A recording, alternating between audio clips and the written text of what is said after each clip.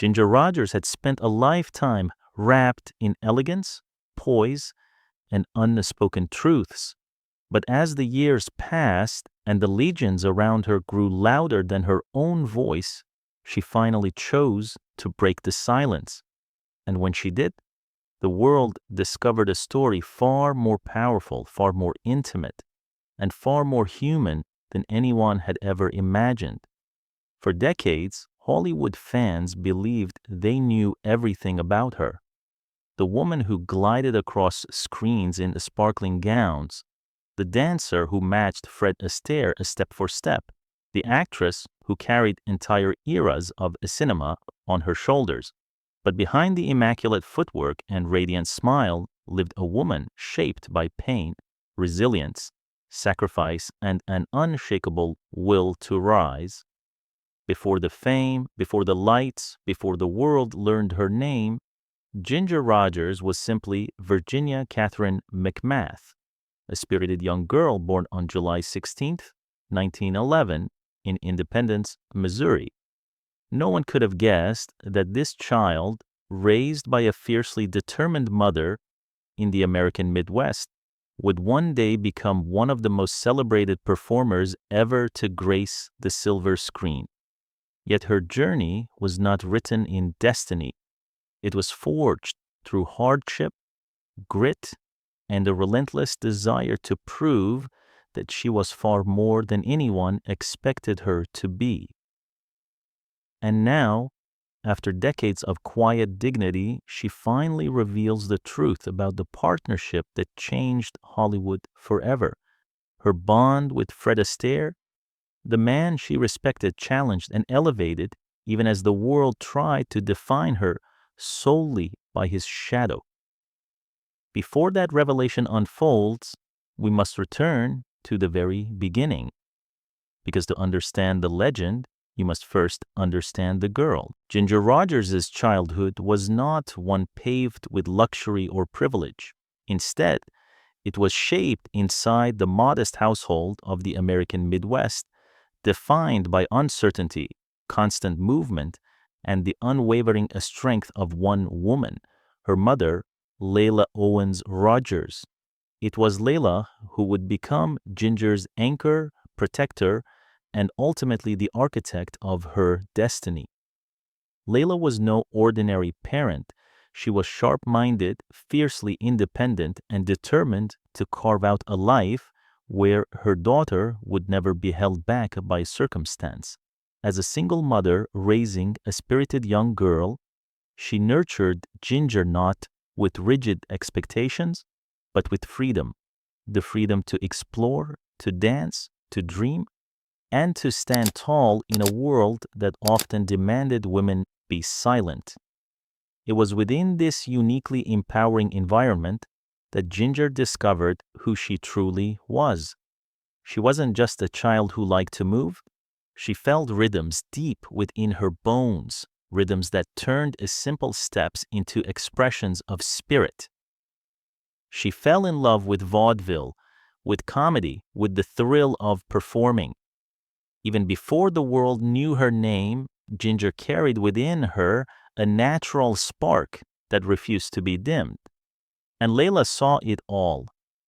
She guided Ginger not as a manager seeking fame, but as a mother who recognized a rare gift and wanted to protect it. She encouraged her when she doubted herself. She stood behind her when the world felt too heavy. She taught her that independence wasn't just a virtue, it was a necessity, especially in an industry where young women were often swallowed whole. Those early years, filled with laughter, struggle, and discovery, laid the foundation of the woman Ginger Rogers would become. Resilient, intelligent, and unwilling to be defined by anyone's expectations but her own. This was the soil from which a legend began to grow.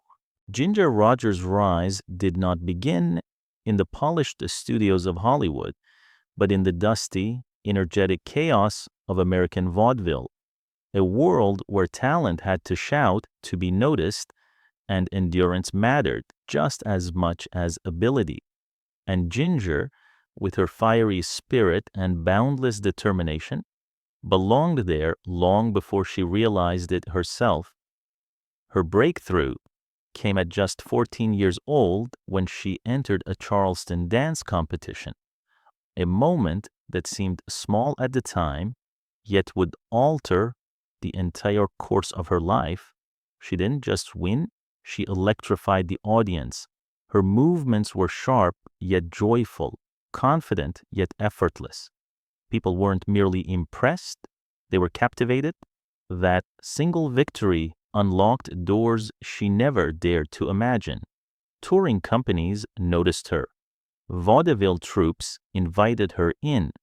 Before she was even old enough to vote, she was already traveling across the country, performing night after night, learning how to command a stage, how to read an audience, and how to turn her talent into a force impossible to ignore. But Ginger was far from finished. Her charisma and natural comedic timing soon carried her beyond vaudeville and onto Broadway, a dream that many performers spend their entire lives chasing.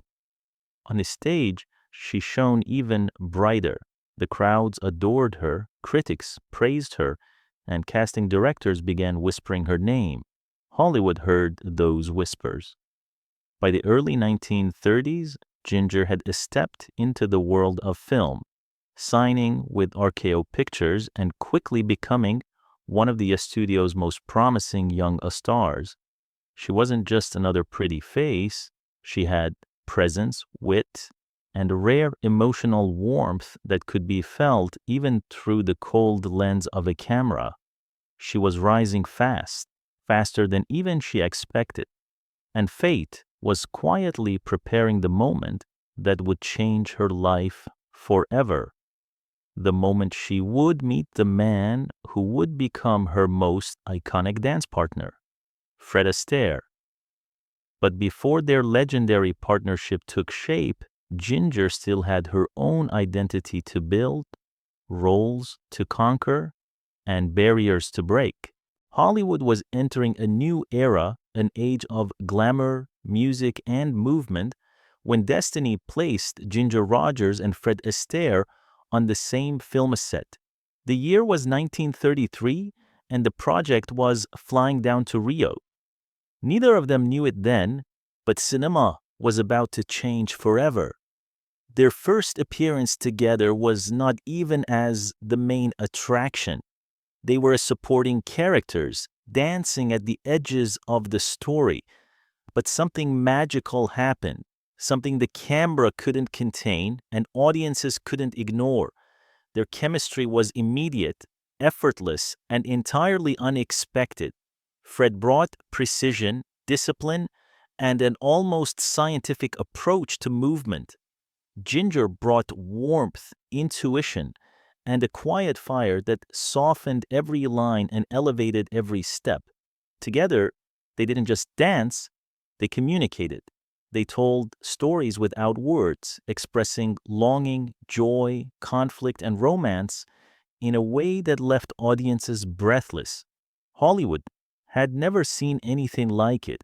Producers saw the spark instantly, and what began as a single pairing blossomed into a partnership that would define an entire generation of film musicals.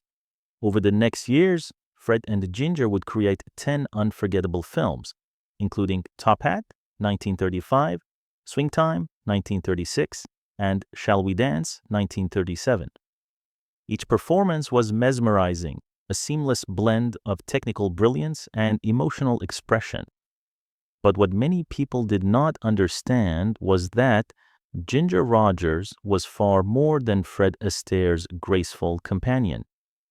She was an artist in her own right, fearless, intuitive, and fiercely committed to excellence. She didn't simply follow Fred's lead, she matched him. She challenged him. She added her own creativity, her timing, and her emotional depth, making each dance number a shared triumph rather than a solo showcase. Yet even at the height of their success, Ginger longed to prove something more, that she was not defined by any partnership, no matter how iconic. She wanted roles that stretched her abilities, that allowed her to show the world she was more than elegance in motion. And soon she would seize exactly that opportunity. Even as audiences fell in love with the dreamlike elegance of her dances with Fred Astaire, Ginger Rogers felt a pull deep within her, a quiet reminder that she possessed far more than the world had seen. She wasn't just a dancer, she wasn't just a musical star, she was an actress with depth, vulnerability, intelligence, and emotional fire. And she longed for a role that would allow her to show all of it. Hollywood often limits those it celebrates the most, and Ginger was determined not to be confined by her own success. Her chance came in 1940 when she took on a role unlike anything she had ever done before, Kitty Foyle. It was the story of a working-class woman navigating love, ambition, and the crushing expectations of society. A story that mirrored, in many ways, Ginger's own struggle to define herself in an industry eager to place her in a single box.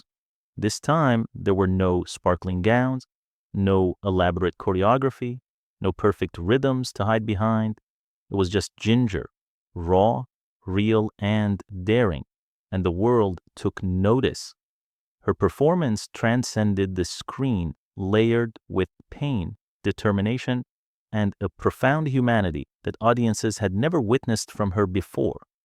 Critics praised her emotional depth, her subtle craft, and her ability to breathe life into a character who felt unmistakably genuine. When Ginger Rogers won the Academy Award for Best Actress, she didn't just prove herself to Hollywood, she shattered the limitations it had placed upon her. From that moment on, she stood as a woman who could do everything: comedy, drama, musicals, radio, stage, television, and every medium she touched, she mastered with the same grace and tenacity that defined her earliest days in vaudeville. Beyond her artistry, the world admired something even more profound: her character. Ginger carried herself with a grounded humility that set her apart from many stars of her time. While others chased fame, she chased craft. While many craved attention, she prized dignity. She credited her success to teamwork and perseverance, never allowing ego to overshadow gratitude. It was this rare combination, talent and humility, that made her not only a legend, but a symbol of enduring American charm. But for all her triumphs on a screen, Ginger Rogers' private life was a winding path filled with heartbreak, hope, reinvention, and lessons learned the hard way. Behind the bright glow of Ginger Rogers' extraordinary career was a personal life marked by complexity, a series of marriages, heartbreaks, and searching for something that even fame could not provide: lasting companionship and emotional peace. Though beloved by millions, Ginger walked through much of life without a true lifelong partner. Across the decades, she married 5 times, each union reflecting a different chapter of her evolution, from youthful innocence to hopeful reinvention, to the quiet acceptance of what love can and cannot promise. Her first marriage came early, far earlier than most could handle. At just 17 years old, she married Jack Pepper, a vaudeville performer whose real name was Edward Jackson C.O. Pepper. They were young, energetic, and spirited, 2 rising talents swept up in the excitement of touring and performing. But youth can burn fast, and pressures can extinguish even the brightest sparks. Though their marriage legally lasted until 1931, their separation happened quickly, long before Ginger's career began soaring. After that chapter closed, Ginger stepped into a brief yet meaningful romance with director Mervyn Leroy in 1932.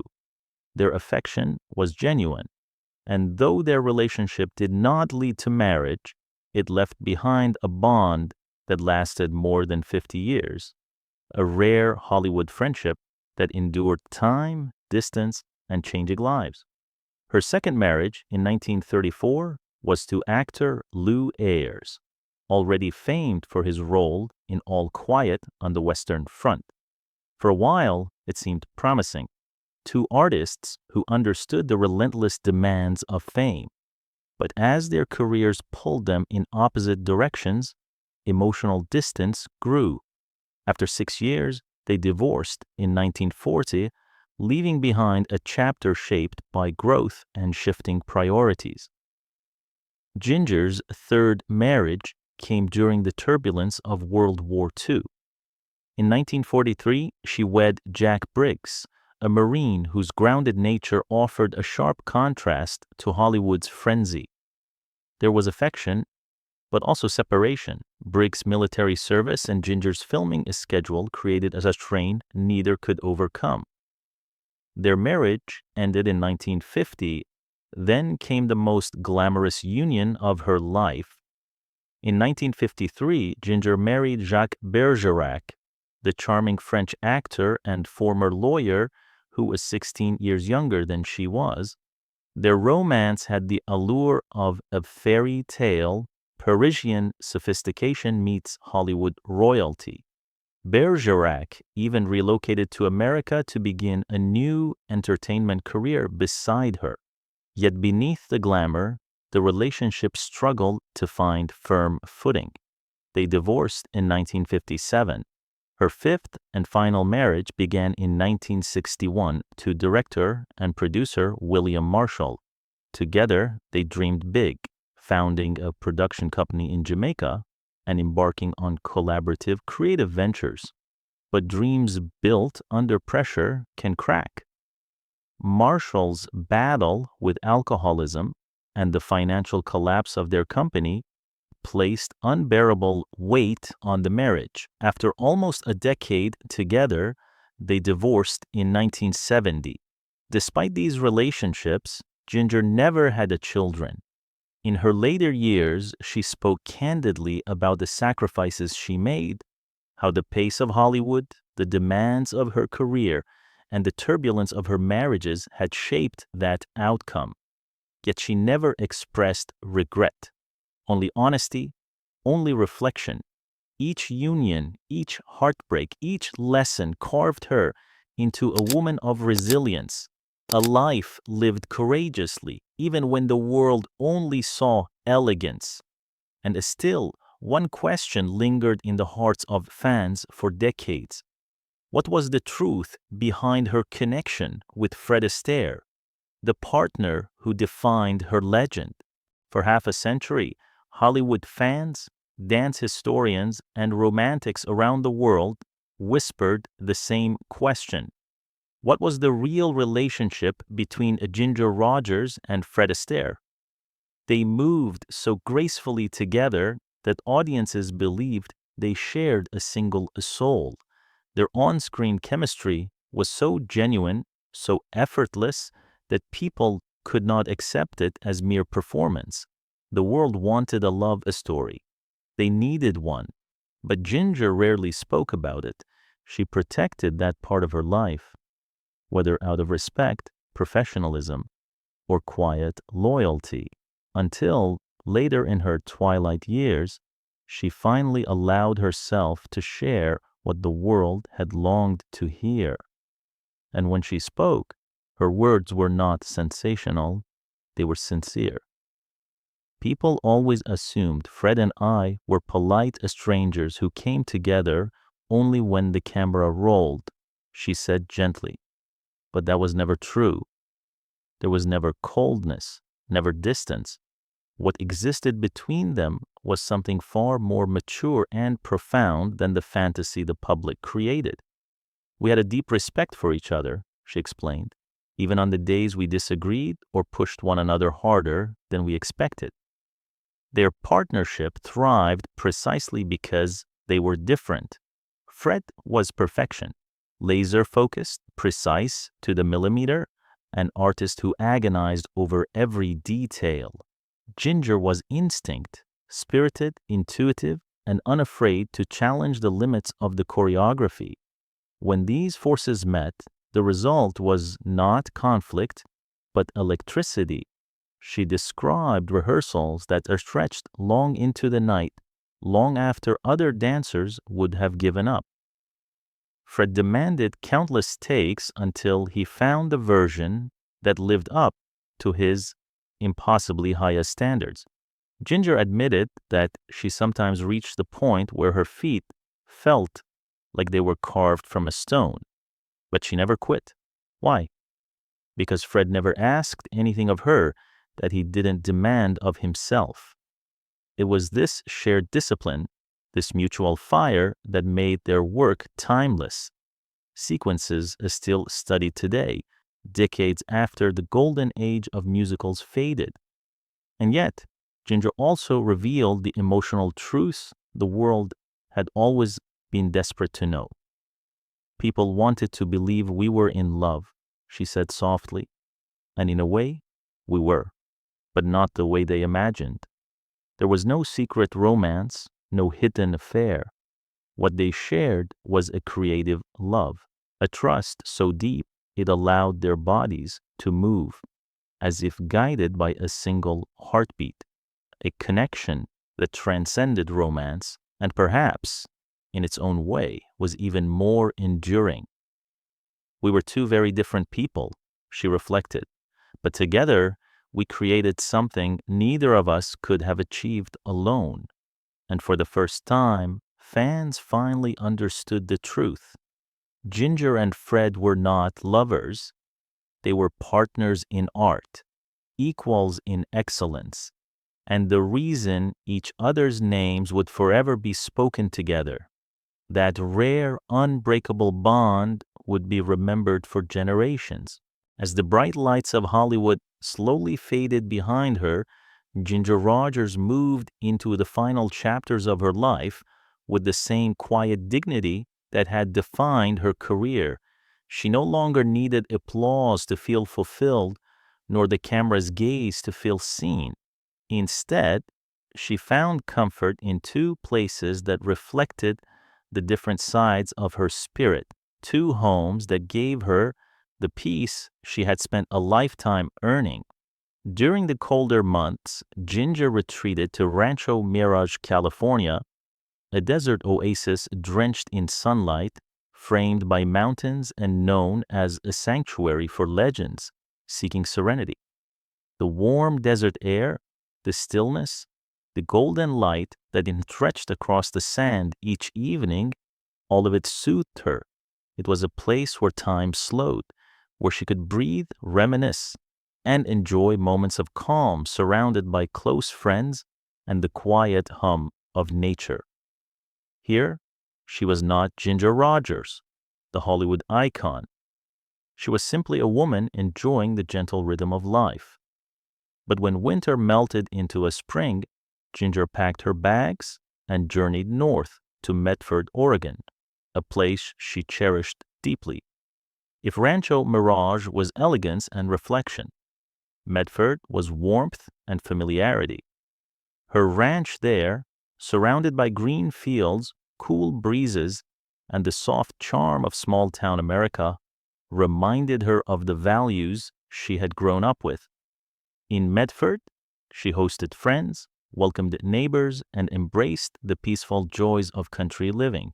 It was a life far removed from the whirlwind of film sets and red carpets, a life she had come to treasure more than any a spotlight. Two homes, two worlds. One offered desert calm, the other rustic comfort. Together, they mirrored the duality within her, the glamorous star and the grounded woman. For years, Ginger moved gracefully between these sanctuaries until, eventually, her remarkable journey came to its final quiet moment. On April 25, 1995, in the gentle peace of her Rancho Mirage home, Ginger Rogers passed away from a heart attack at age 83. The news rippled across the entertainment world, touching actors, dancers, filmmakers, and fans spanning generations. A golden era dimmed that day, yet it did not disappear. Honoring her final wishes, Ginger was cremated, and her ashes were laid to rest beside the woman who had shaped her life more profoundly than anyone else. Her mother, Layla Owens, her manager, her mentor, her fiercest protector. Side by side at Oakwood Memorial Park Cemetery in Chatsworth, California, they found their eternal rest, a mother and daughter whose bond carried one of cinema's greatest legends from childhood dreams to immortal fame. In the end, Ginger Rogers' story was far greater than her fame, her films, or even her iconic partnership with Fred Astaire. Her legacy was not only written in shimmering gowns, graceful spins, or Academy Award triumphs. It was written in the unwavering strength of a woman who refused to be defined by the limits of her era. She was the girl from Missouri who dreamed boldly, the vaudeville teenager who wouldn't give up, the actress who proved she was far more than anyone's dance partner, the woman who endured heartbreak, reinvention, and scrutiny, yet still rose with grace. Her partnership with Fred Astaire reshaped the language of dance forever. Together, they brought elegance, storytelling, and emotion to movement in ways the world had never seen. But Ginger made it clear she was not simply following. She was contributing, creating, and elevating, step for step, heartbeat for heartbeat.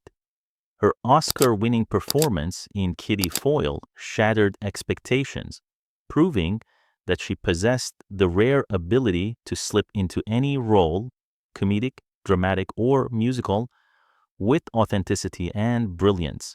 She inspired countless actresses after her, showing that resilience and versatility were just as glamorous as the sparkle and silk.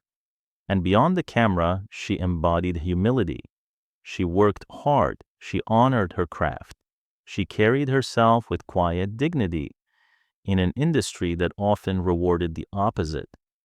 Even in her final years, choosing the warm tranquility of Rancho Mirage and the earthy charm of Medford, Ginger lived on her own terms, balanced, grounded, and surrounded by the simplicity she always cherished. Her final resting place beside her mother, Layla Owens, is a testament to the truth that followed her through every stage of her life. Before Hollywood shaped her mother shaped her heart. Today, Ginger Rogers remains one of the most beloved figures of the golden age of Hollywood.